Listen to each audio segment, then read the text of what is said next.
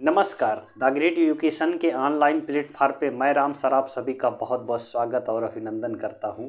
जैसा कि आप लोग जानते हैं कि आप लोगों के लिए प्रतिदिन जो है उत्तर प्रदेश पुलिस से संबंधित जो आपको चैप्टर है वे चैप्टर यहां पर पढ़ाए जाते हैं। इसके बाद आप लोगों को प्रैक्टिस सेट शुरू करेंगे जो आपके एग्ज़ाम के लिए बेहद महत्वपूर्ण है।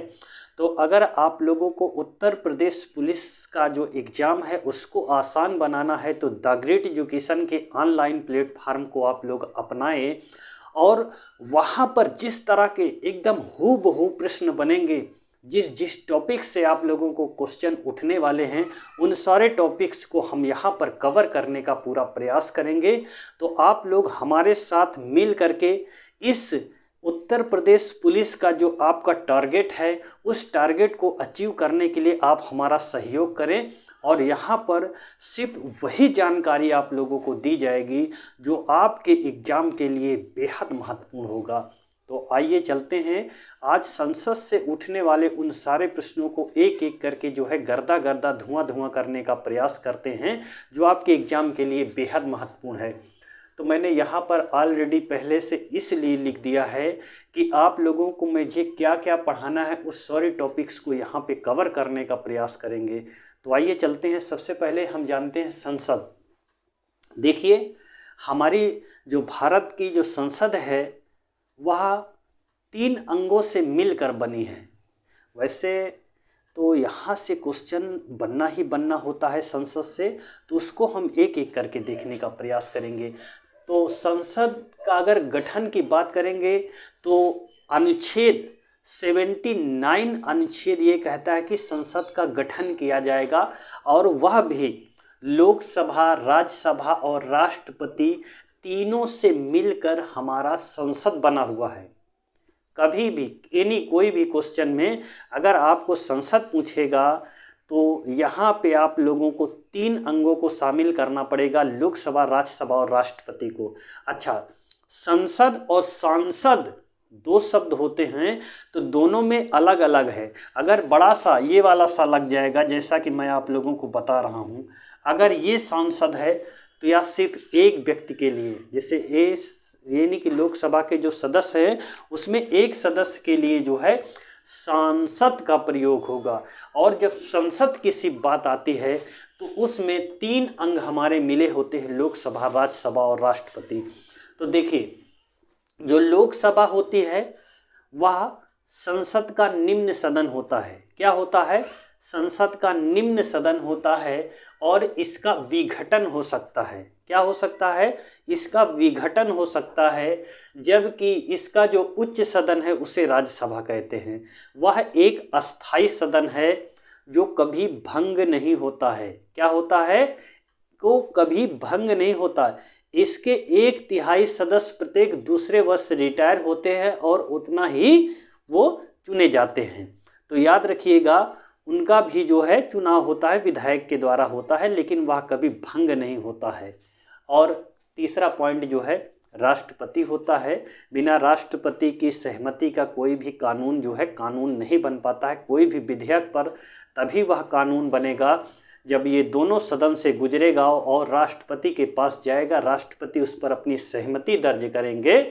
तो राष्ट्रपति के पास आप जानते हैं कि 3 विकल्प होते हैं, आत्यांतिक वीटो, निलंबनकारी वीटो और जेबी वीटो। तो उसके ऊपर है किस वीटो का प्रयोग करता है। खैर, आज हम उधर वीटो की तरफ जाने का प्रयास नहीं करेंगे, क्योंकि आप जानते हैं कि मेरा ये जो मोबाइल है साथियों वह बहुत अच्छी पावर का नहीं है, लेकिन आप लोगों की जो जानकारी है ये अच्छी पावर की जानकारी है। यह मैं पूर्ण विश्वास के साथ कह सकता हूँ। ये 11 वर्षों का अपना जो अनुभव आप लोगों के बीच में शेयर कर रहा हूँ। अब देखिए, अगर आपसे कभी भी पूछा जाए कि भारत के अंदर पहली बार लोकसभा का गठन कब किया गया, तो यहाँ पे बच्चा कंफ्यूज हो जाता है। कंफ्यूज ये हो जाता है, पहली बार भारत में आम चुनाव 1951-52 में हुआ था। तो यहाँ पे कंफ्यूजिंग क्या पैदा होती है कि आखिर लोकसभा का गठन कब हुआ था।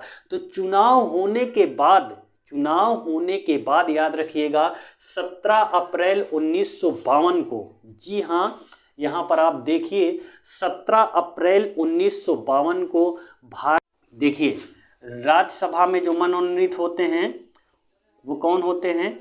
साहित्य, कला, विज्ञान, समाज सेवा और खेल के क्षेत्र में विशेष ज्ञान का अनुभव रखने वाले व्यक्ति होते हैं। साहित्य, कला, विज्ञान, समाज सेवा और खेल के क्षेत्र में विशेष ज्ञान का अनुभव रखने वाले व्यक्तियों को मनोनीत करता है राष्ट्रपति, राज्यसभा में करता है। अच्छा देखिए, इसके बाद मैं यहाँ पे कुछ पॉइंट लिख कर रखा हूँ जो आपके लिए बेहद महत्वपूर्ण है। और ये पॉइंट क्या हैं तो याद रखिएगा, ये पॉइंट वो हैं जैसे स्पीकर क्या होता है, स्पीकर का काम क्या होता है, राज्यसभा के सभापति का कार्य क्या होता है, स्थगन, सत्रावसान, विघटन, प्रश्नकाल, शून्यकाल, ये सारे संसद से क्वेश्चन है जो आपके लिए बेहद महत्वपूर्ण है। तो इसको आप लोगों को पढ़ना पड़ेगा। स्पीकर, देखिए स्पीकर क्या होता है? लोकसभा का पीठासीन अधिकारी होता है। क्या होता है? जैसे लोकसभा ये संसद का निम्न सदन है, इसका जो पीठासीन अधिकारी होता है वो स्पीकर होता है। कौन होता है? स्पीकर, लोकसभा अध्यक्ष, लोकसभा अध्यक्ष। इसका मतलब यह हुआ कि जो स्पीकर होता है वो इंग्लिश शब्द है स्पीकर, जबकि लोकसभा अध्यक्ष हिंदी शब्द है। कोई भी पूछेगा कि लोकसभा का पीठासीन अधिकारी कौन होता है तो याद रखिएगा स्पीकर होता है। ये पीठासीन अधिकारी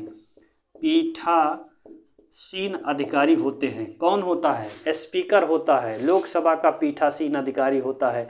अगर लोकसभा अध्यक्ष नहीं मौजूद है तो लोकसभा में लोकसभा उपाध्यक्ष भी होता है, या कहीं अगर काम से चला गया है या छुट्टी पर है तो अपना चार्ज जो दे देता है वह लोकसभा उपाध्यक्ष को देता है, तो लोकसभा उपाध्यक्ष इसका कार्यभार संभालता है।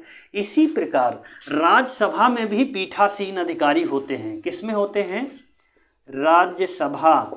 राज्यसभा के पीठासीन अधिकारी कौन होते हैं तो याद रखिएगा सभापति होता है। कौन होता है? सभापति।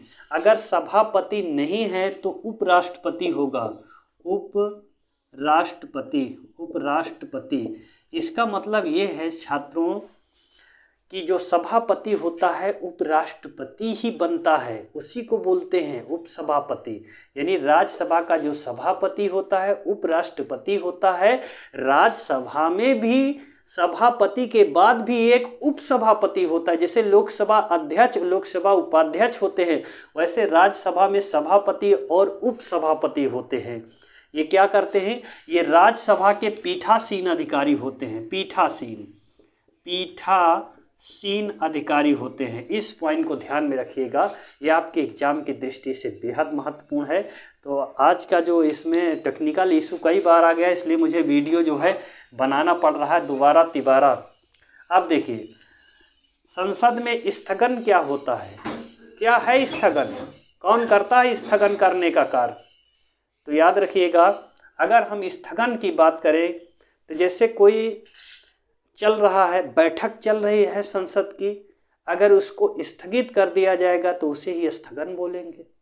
जैसे संसद की बैठक चल रही है, आप लोग टीवी में देखते होंगे कि संसद के सदस्य बैठे हैं, स्पीकर को ऐसा लग रहा है कि बहुत ज़्यादा हंगामा हो रहा है तो क्या कर देता है? स्थगन कर देता है या स्थगित कर देता है। अच्छा, स्थगन कौन करता है? देख लीजिए ध्यान से। स्थगन लोकसभा एंड राज्यसभा।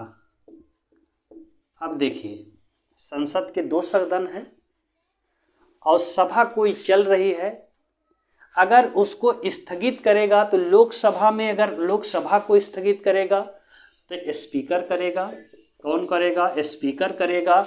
अगर राज्यसभा को स्थगित करने का कार्य करेगा, जो कि भंग नहीं की हम बात नहीं, वो कभी भंग नहीं होती है लेकिन स्थगित हो जाती है, तो कौन करेगा? सभापति करेगा। सभापति।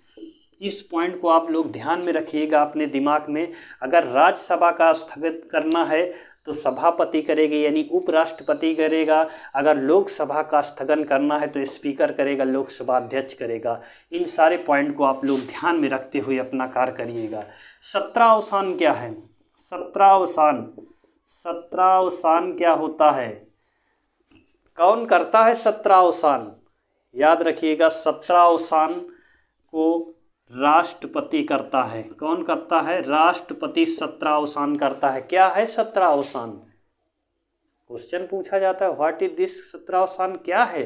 तो सत्रावसान याद रखिएगा, सत्रावसान का मतलब यह हुआ कि चलते हुए सत्र की समाप्ति कर देना। जैसे मानसून सत्र चल रहा है, बजट सत्र चल रहा है, शीतकालीन सत्र चल रहा है, यह सत्र चल रहा है, लेकिन राष्ट्रपति इनका सत्रावसान कर देगा, चलते हुए सत्र की समाप्ति कर देगा, इसे बोलते हैं सत्रावसान। तो सत्रावसान करने का काम कौन करेगा?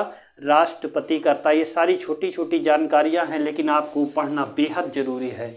अब इसके बाद एक और है विघटन। अब देखिए विघटन किसका होता है? एक देखिए लोकसभा, एक है इधर राज्यसभा। तो विघटन किसका हो सकता है? यह विघटित हो सकती है। क्यों? क्योंकि इसका जो कार्यकाल होता है वो 5 वर्ष होता है। 5 वर्ष के बाद यह भंग हो जाती है। स्वयं अगर कार्यकाल समाप्त हुआ तो 5 वर्ष के बाद यह स्वयं विघटित हो जाती है।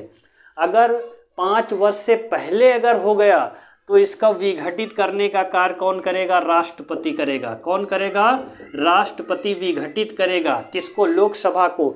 और ये तो अस्थाई सदन, ये कभी भंग नहीं होता है। राज्यसभा विघटित कौन होता है?